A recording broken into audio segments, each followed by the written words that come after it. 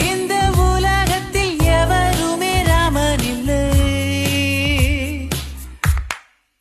June போனால் ஜூலை காற்றே கண் பார்த்தால் காதல் காற்றே பூத்தா தேன் வருமே பெண் பார்த்தா தீ வருமே.